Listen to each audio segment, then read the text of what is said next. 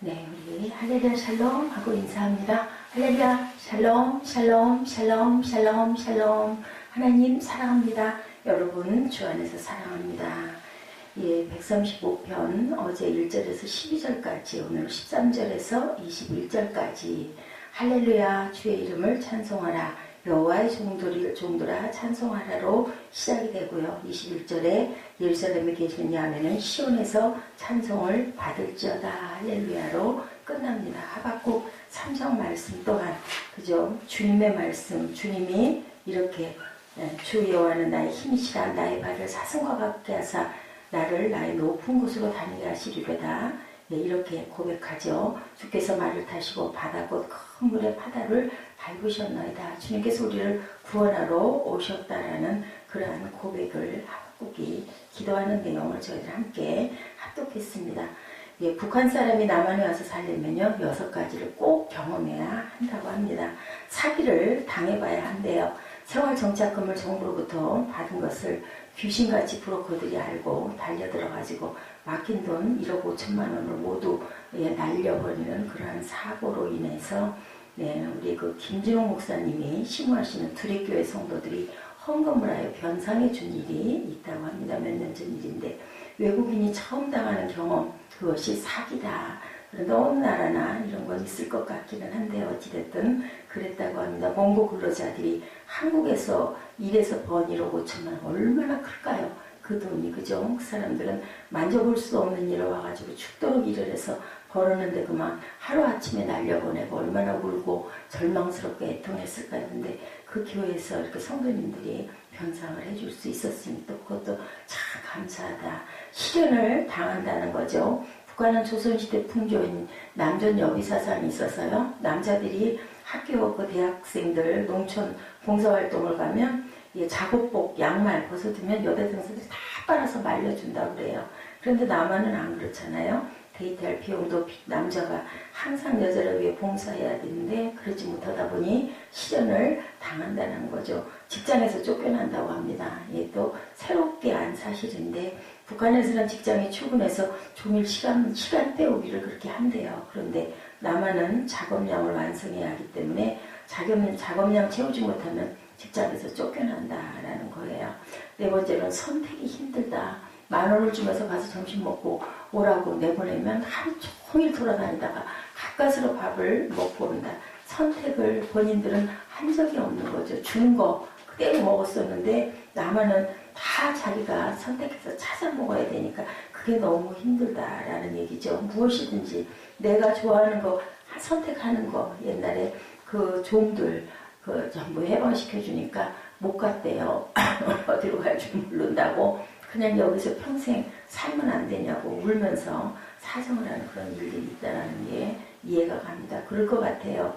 선택도 자꾸 해봐야 내가 딱 판단을 하는데 그걸 잘 못하면은 갈팡질팡 우리 짜장면집 가면 짬뽕 짜장면 갖고 갈등하듯이 엄청난 갈등을 하겠죠. 알코올 중독이 되어봐야 한다. 북한에서는 술을 한 잔밖에 안 주는데 남한에서는 돈만 있으면 얼마든지 먹게 되죠. 그러다 보니까 알코올 중독이 된다는 거죠. 이렇게 체험하면 남한 사회를 이제는 이해할 만하다라 그렇게 얘기를 하고 있습니다. 살기 어려운 곳이다. 그 사람들에게는 그런 부분에 그 높은 산이 있을 것 같아요.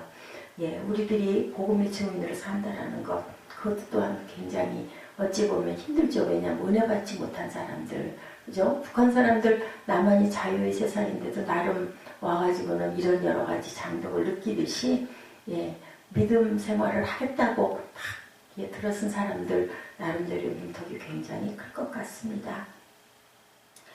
그러다가 또 생각하죠. 힘든 서울에 입성한 사람들 지방에 그 시골 옛날에 촌이라고 하죠. 자녀 공부시키고 직장 다니고 신앙생활하고 있다는 것은 큰 축복이라는 생각. 서울 사는 사람들 우리는 그냥 당연히 서울에서 자랐기 때문에 여기는 경기도이긴 하지만 별로 못 느끼죠. 서울이나 경기도나 김포나 별 일산이나 이렇게 달라요. 요즘에는 아직도 수도권 도시들이 발달돼 있기 때문에 서울에 산다는 것 하나만 가지고도 어떻게 보면은 그 지방이나 아니면 이북이나 이런 데서 또 믿음 생활 안에 들어와 있는 사람들을 바라보는 믿음이 그저 크지 못한, 은혜 받지 못한, 아이 좋기는 좋다는데 예, 그렇게 해야 천국 간다는데 나도 한번 믿어보려는데 그게 마음대로 안 되는 그런 사람들도 많죠.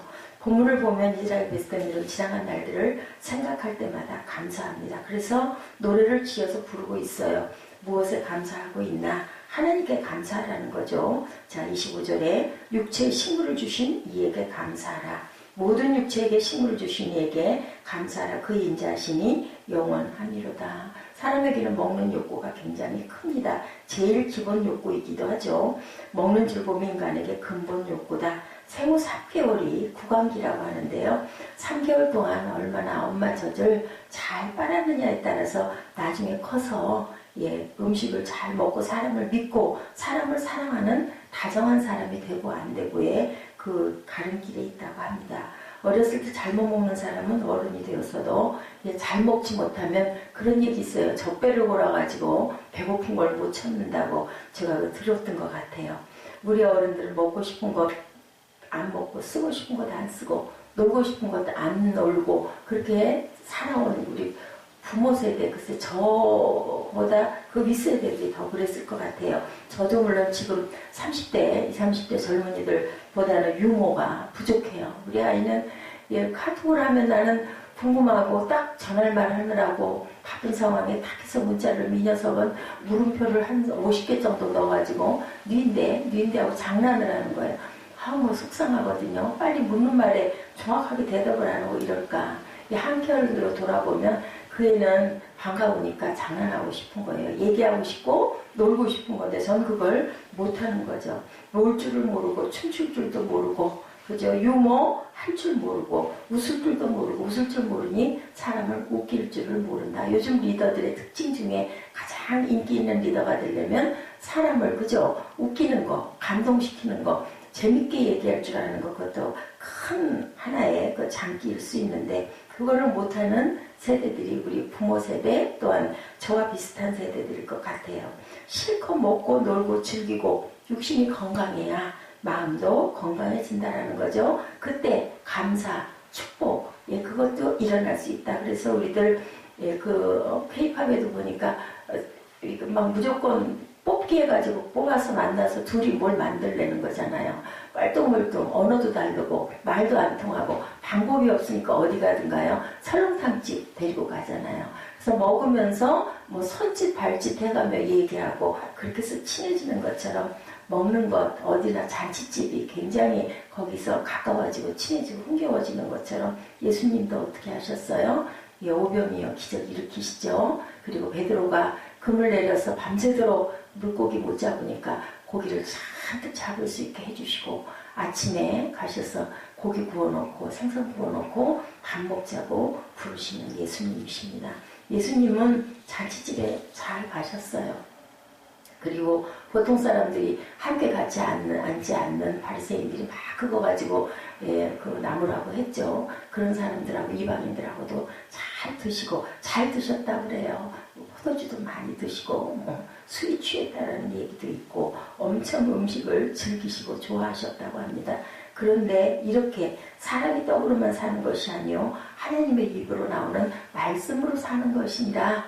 이 마음이 들려면 우선 그죠? 배가 좀 빠듯해야 되지 않을까. 인간의 기본 욕구이기 때문에 신령한 양식을 하나님의 기도, 그 양식은 하나님의 기도로 찬양이고 말씀인데 정말 복되고 즐거우려면 영의 양식을 가득 먹고 싶으려면 기본적인 욕구는 일단은 우리가 해결이 돼야 된다. 주님은 그것을 아셨다는 거죠. 그렇기 때문에 마지막 가시기 전에 세족식도 해주시고 그리고 성찬도 해주셨죠. 이것이 내 몸이다. 이것이 내 피다. 너희들 받아먹고 너희들 씻어라 하고 이렇게 주셨습니다.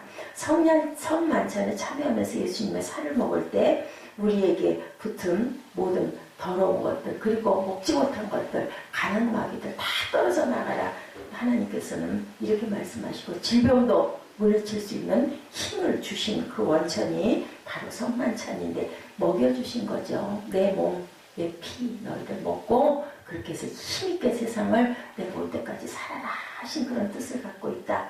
비천한 데서 나를 건지신 예수님께 우리는 감사해야 된다. 23절이죠. 우리를 비천한 데서 기념하신 이에게 감사하라. 그 인자하심이 영원합니다.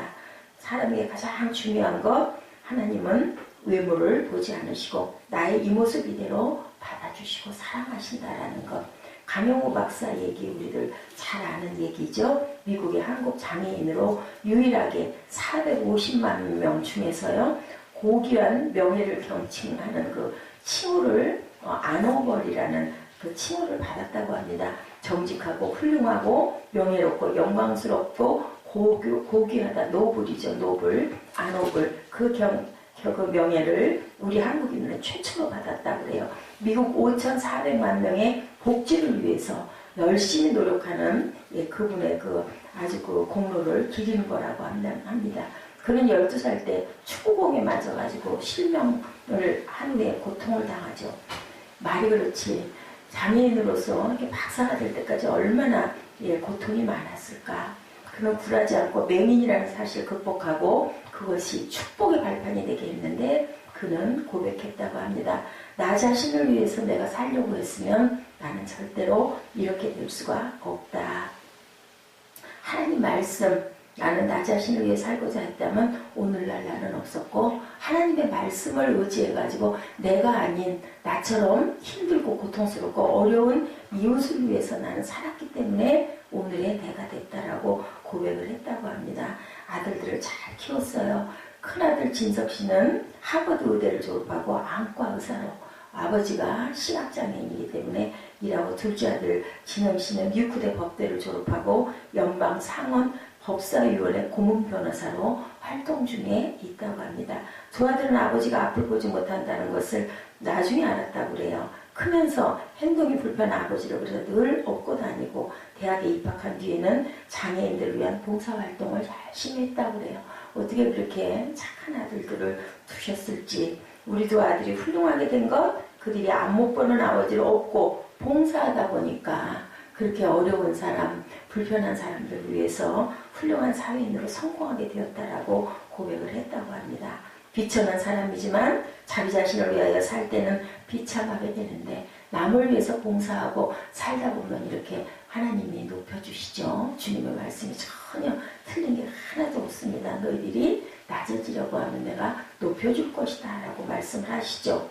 예, 우리가 감사한 일, 국가적으로는 아무래도 우리 또 상암동 어디였었어요? 완전히 거기가 쓰레기장이었었어요. 근데 월드컵이 거기서 꽃을 피는 것처럼 주님께서는 어떤 곳에 비천한 곳을 찾아가셔서 그것을 천국으로 만드시죠. 우리 가나의 혼인잔치 같은 장에도 보면 그렇습니다.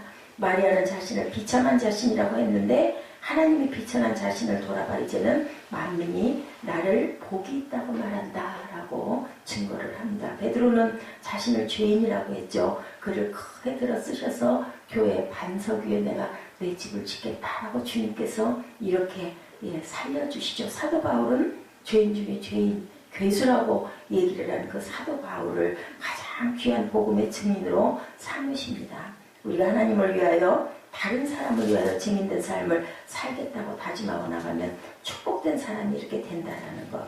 이것을 생각하면 어떻게 감사하지 않고 살아갈 수가 없죠. 젊은 아이들이 전 세계 유명한 책 출판사에 동해는 일본애가 아니고 동해라고 이메일을 보내서 지금은 일본애하고 함께 동해라는 이름의 표기가 되게도 됐다고 합니다. 기념하게 하신 것을 감사하는 것. 23절에 기념은 재현하는 거다. 과거를 기억하는 거죠. 오순절을 기억하면서 첫 열매 맺던 날을 통해 주님을 바라봅니다. 그래서 우리가 수장절하고 얘기하죠. 그게 오순절입니다. 가을엔 수장절이고 우리가 첫 열매 하나님께 다 심고 드리는 거. 이때 하나님께서는 큰 복을 주시려고 복주머니를 들고 계신다는 거예요. 근데 중요한 건 뭐예요? 사람이 항상 그것을 놓고 실천할 때 하나님께서 축복을 하신다. 하박국 선지자는 이 말을 들었을 때 하나님께 말하죠. 오늘 우리 함께 합독했죠. 비록 무화과 나무가 무성치 못하며 포도나무에 열매가 없으며 감람나무에 소출이 없으며 밭에 식물이 없으며 우리의 양이 없으며 외양간에 소가 없을지라도 나는 야훼를 인하여 기뻐하리로다. 주 야훼는 나의 힘이시라. 이것을 우리는 성숙한 신앙이라고 하지요. 예, 성경을 읽으면 예수님의 사랑 얼마나 큰지 몰라요.